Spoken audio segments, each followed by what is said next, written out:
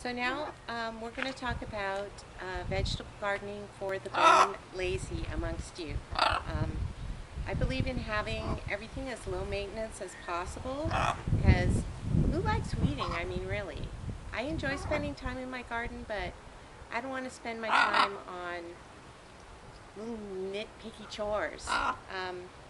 So the way that my garden works is I hardly have to weed it.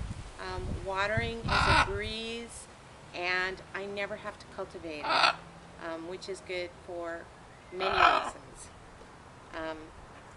So that's kind of the basic idea of my garden. The system I have going, if you've been going along with me, I have the earthworm composters, which take care of the cultivation for me. And then I have soaker hoses all along underneath where I'm standing. And then there's a layer of landscape cloth and a good thick layer of mulch on top of that. And it pretty much takes care of itself.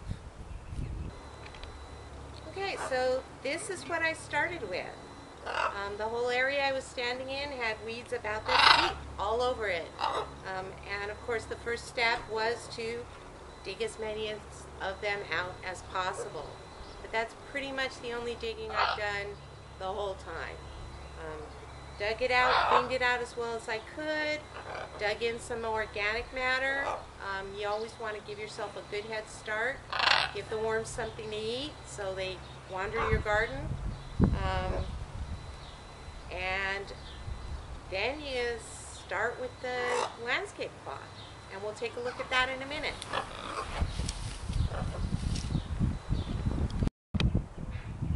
Okay, so I'm going to start by talking a little bit more about cultivation.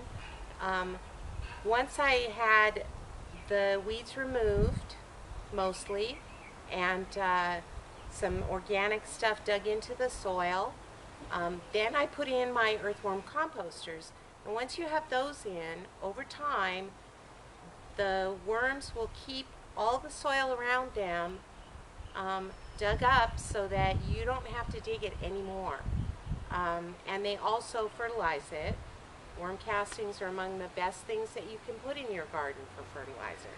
So I have wonderful, rich, soft soil underneath me. I guess the next thing to talk about would be if you do have to weed, which obviously I have a few weeds here, all I have to do is put my hand underneath the mulch on the top and run it along, and the weeds just come right out.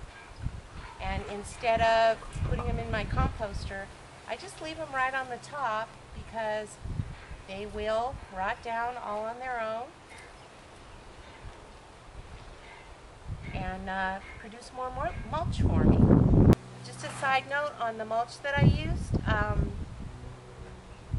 I got this from the local landfill. They have a wonderful composting program going on there.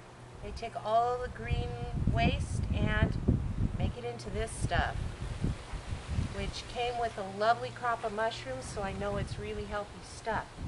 I usually flip my weeds over on the top when I'm weeding so that the roots are out of the soil and they just shrivel up and contribute to my mulch.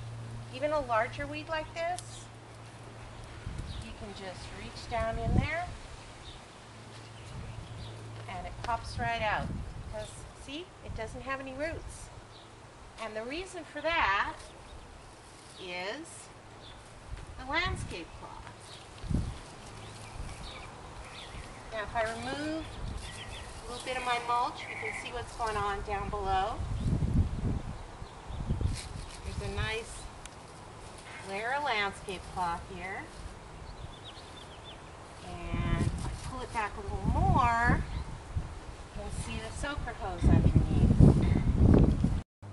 This is the soaker hose, and it goes back and forth through the garden. If you look at the instructions on the package that you get the soaker hose in, it tells you how much coverage you need of it.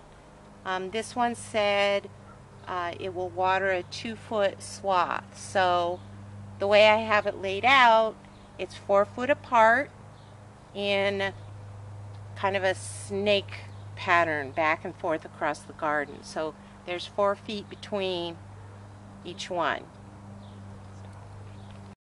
A lot of it that you can get is made from recycled plastic, so you can also do that. It's not expensive at all, and it really helps out with the maintenance.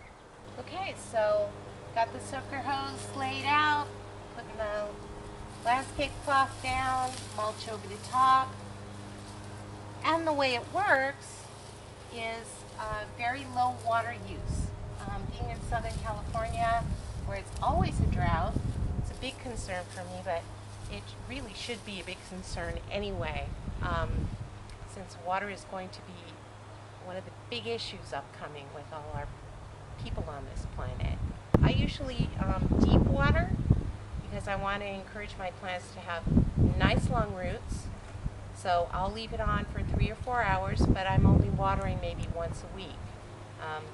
Most of your watering methods, your sprinklers, where you have trenches with water flowing through them, hand watering, a lot of these methods, you lose about 50% of the water that you're putting on your garden, and that's just a big waste of money and a big waste of water. And again, I just leave it on for 3 or 4 hours because I like a deep water, but I only have to do it maybe in the 90-degree weather time twice a week. So here we have some young corn coming up, and if you look closely you can see the hole cut in the landscape cloth. You need that so you can get some nice deep roots going. You don't want your veggies trying to root into your mulch. And it's fairly close to where the dripper hose, the soaker hose runs. And if you want to come on over here, I'll show you how to do it.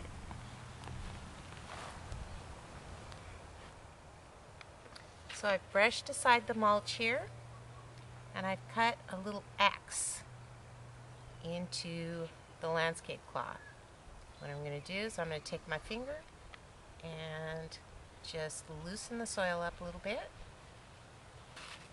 And I'm going to put 4 seeds in here. I will probably pull up 2 of them and let 2 of them grow. And again, for spacing on your plants, you go ahead and look at your seed package, see what they tell you. A lot of plants, they say plant in rows. Obviously, with my method, you're not really going to want to do rows. You're going to want to do a plant and then give it some space around it.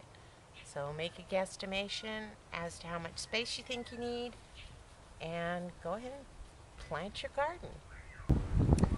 Okay, so that's basically it. Not a lot of work. It conserves water and your energy, and it pretty much uses all resources that were already here. Like, for instance, I use my weeds for mulch. I use my kitchen scraps for my earthworm composter. So it's almost like the perpetual motion machine, except I do have to bring in water. Easy, like I said, vegetable gardening